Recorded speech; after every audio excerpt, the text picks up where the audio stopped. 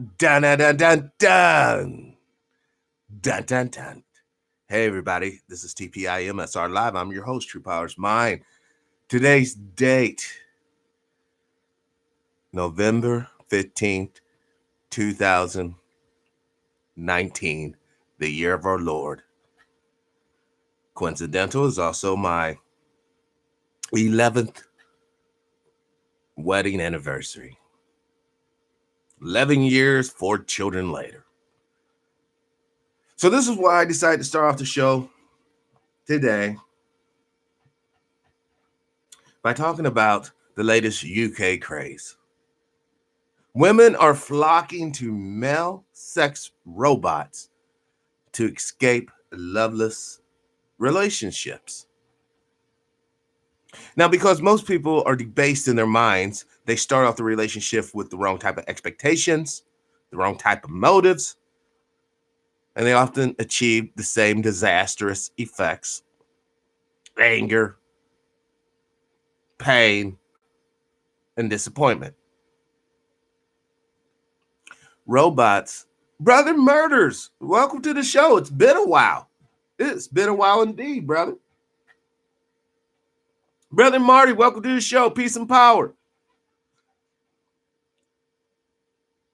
You will never fix the problem if you don't know what the problem truly is, if you don't identify the problem. When we have groups of people, Brother Tyrone, welcome to the show. Peace and power. Who have been indoctrinated in such a direction as we find them being today. It should be no shock that we have the type of social problems that we have. We have the type of societies we have because they're predicated not on justice or righteousness. They're predicated on power. And that's it. And what I mean by power is the ability for the government or the ruling class or the overlords to put your ass into death if you step outside of their ideals of what society should be about. Now, for one, when you look at this mannequin thing over here, the replacement of a man, it looks like they just took a female robot and cut the hair off and sanded it down with tits. Voila. You turn Angela into Graham. This type of madness, this type of sickness will really never fly with conscious women or women who are woke. Because there's more to a relationship than just sex. Is that robot's going to go out there and clean off the driveway when it snows? Is that robot's going to fix the leaky faucet? Is that robot going to hug her and tell her sincerely from its heart it loves her, it cares for her, it needs her? Trying to run to a robot or any type of manufactured entity is a fool's errand. Until you understand this universal point, in order for your ass to be loved, you have to be lovable. Oh, I know a lot of people don't want to hear that. In order for you to be loved, you have to be lovable. So sometimes when we're not achieving the effects in our relationships that we feel that we should be achieving, instead of looking towards that external situation, oh, the cause of it is her behavior, the cause of it is his behavior, sometimes we need to look at the mirror and ask what that person's doing to make the thing better. Brother Jay, peace and power.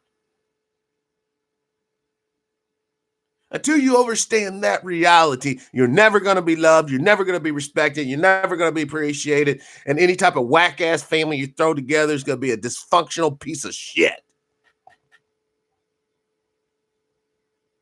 And that's just the reality of it all. That is the game. That is the plan. The plan is for these undesirable females to get out of the reproduction game. And you're not undesirable, sister, by my standards. I'm not running the show. But I do have a little tidbit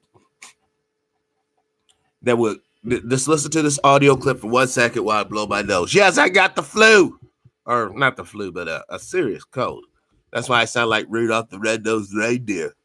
All right, let's play this. My bad. Hold on, guys. I think this is it. I believe. No. This is it.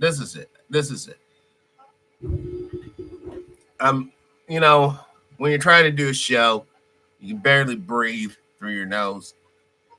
It gets a little tough, but we're going to make this happen because, well, quite frankly, if we don't do it, who the hell will? So I don't understand why is this not. Oh, come on, computer. While that thing's getting together, let me just share some real breaking news for you. Right now, as we speak, there is a political movement or a political battle actually going on in our nation's capital. All right. These forces have been going back and forth for a number of years now. Basically started back in the 50s. Tom Harmon Book Club is Cokeland. This time. Hold on.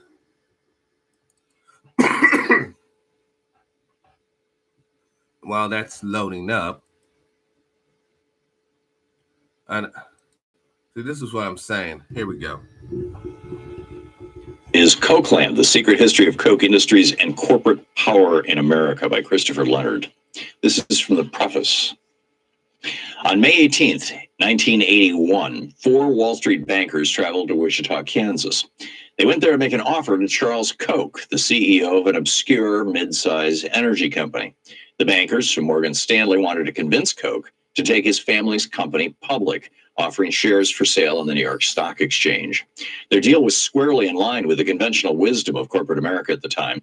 Going public was seen as a natural progression for companies like Koch Industries, offering them access to big pools of money and promising enormous paydays for the existing team of executives. All it required from the CEO was to surrender control. Morgan Stanley, in return, would collect a small fortune in fees. Charles Koch was 45 years old. He had run Koch Industries since he was 32 when his father died suddenly. He was trim, tall, and had an athlete's build.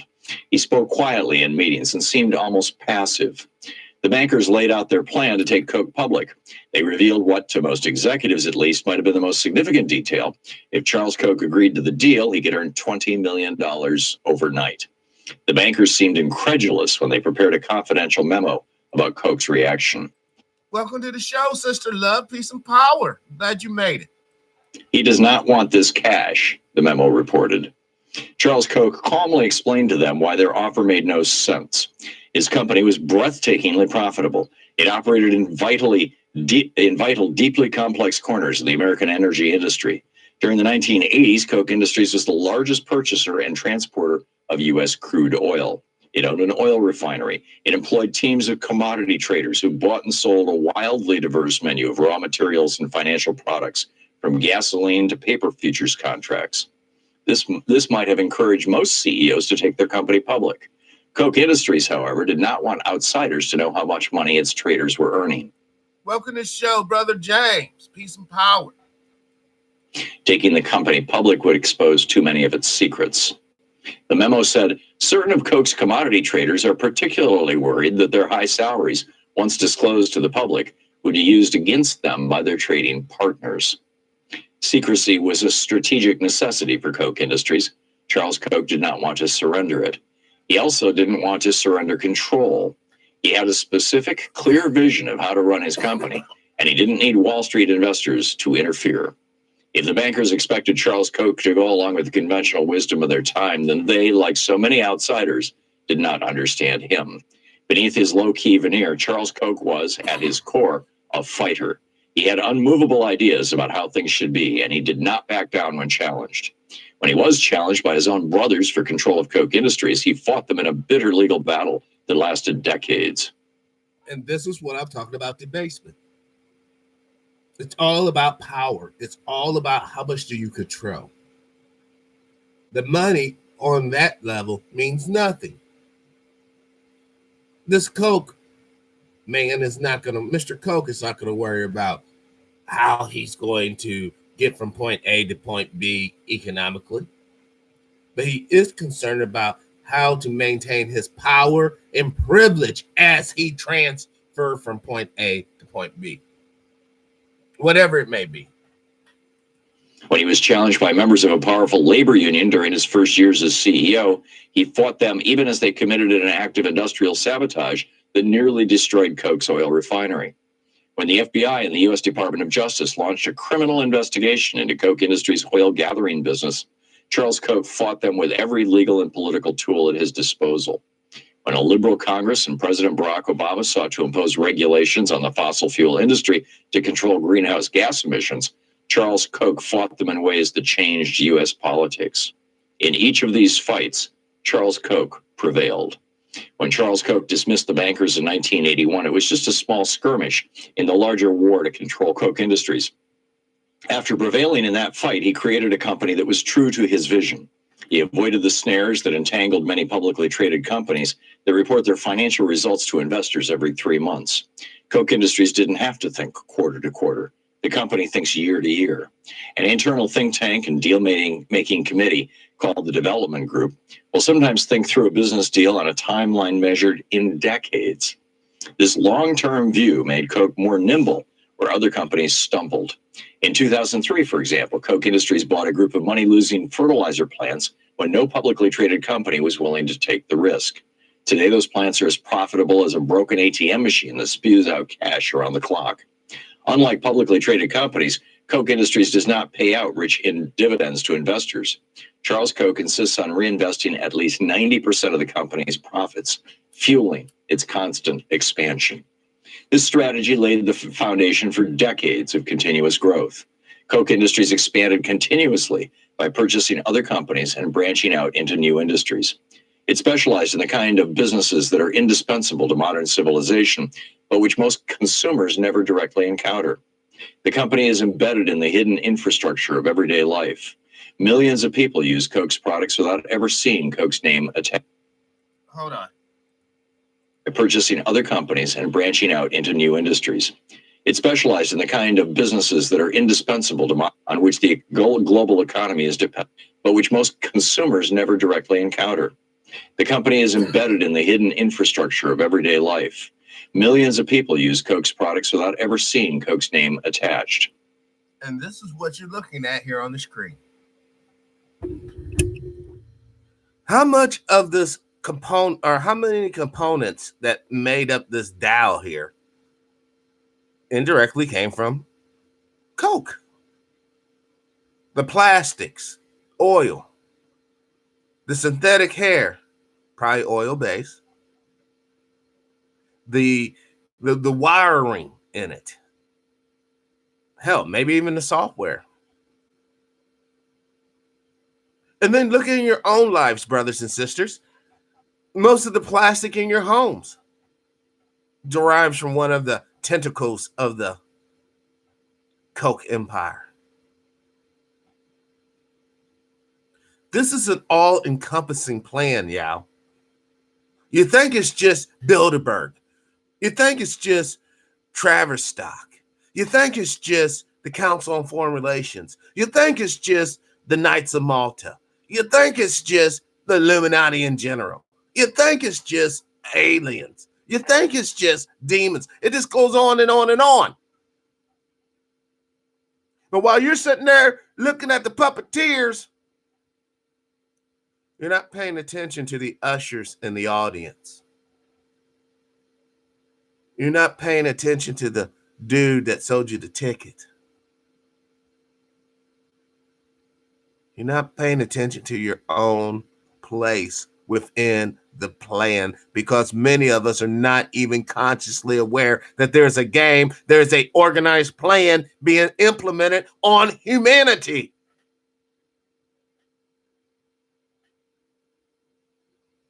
Every mother and father mission should be to provide a safe, prosperous, and educational environment for their children. By neglecting the fact that there is a plan that has been implemented upon all of us, by just merely plugging yourself somewhere into the matrix, you are quite literally empowering the future slave masters over your children. Like I said the other day on the video that was banned by YouTube, and I'll say it again today. As we go farther and farther down this advanced technology road, advanced society road, it's going to be harder and harder for the so-called revolution to occur. Just think for a second how easy it would have been to overthrow the Roman Empire versus overthrowing the British Empire or even the modern USA Empire. Now, of course, it's all relative to the tools that you have at your disposal. But it also relies on what's in your heart, what's in your mind. What is your expectation? Is your expectation based upon the indoctrination you received, or is your expectation based upon a sense of righteousness you know to be universally true? And what I mean by universally true to those who are not initiated, I mean whether or not you're on the earth, you're on the moon, you're out there on Pluto, which might become a planet again, and you smack the shit out of somebody, it's just as unrighteous on earth as it is on the moon and as it would be on Pluto. You steal somebody's food, still as unrighteous on earth. No matter where you go, these behaviors are still unacceptable, except for when you're in the plan. Now, when you're in the plan, thieving, murdering, extortion, that's all actually a benefit. Like Mr. Coke dispossessed his brothers with control of the family's business when his daddy died suddenly. So he gets praised and the brothers get basically nothing. Well, one did, but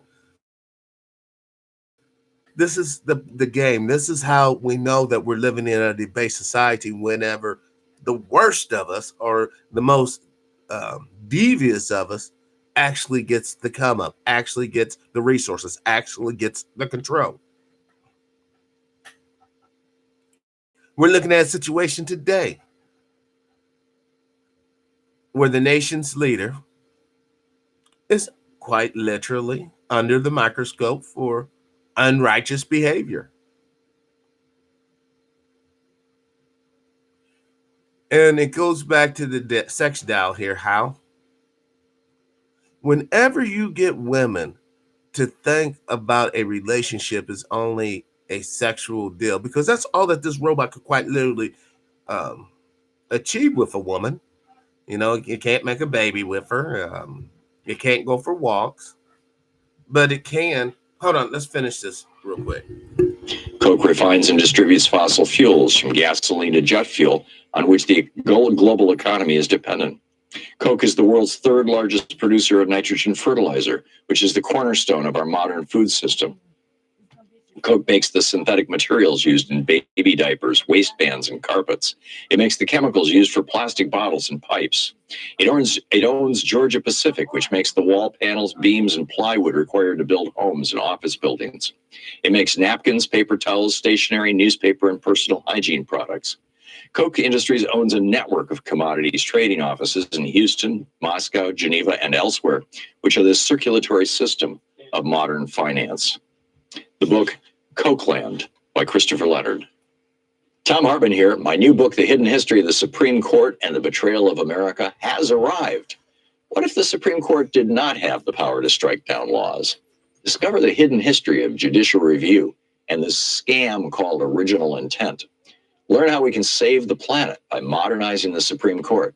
And most important, how we can democratize the Supreme Court now before it's too late. From the time Americans wake up until the time we go to bed, everything we do, touch, ingest, breathe, and use has been touched by the Supreme Court. In this book, I lay out the history of the Supreme Court from Alexander Hamilton until how the court overstepped its constitutional powers. America does not belong to the kings and queens of the court. It belongs to the people. The Hidden History of the Supreme Court and the Betrayal of America is available now in fine bookstores everywhere. Want to connect? Now, at the end of that was some nice, it belongs to the people bullshit. It depends. I guess it depends on who you define as people. America has always been the puppet of the wealthy and powerful. Don't forget, it was created to protect the opulent minority from the unwashed masses, which is you, friend. You're the unwashed masses, not by my standards, but by those who control the situation. Now, this is gonna be a short little deal because I got a sick baby. She just woke up. I'm gonna get ready to take her to the doctor. Come here, baby. No. Okay. Don't have to. But hopefully this has got you all to think a little. Please join me this afternoon. Hopefully Jermaine brother Shannon will be on later this afternoon at some point.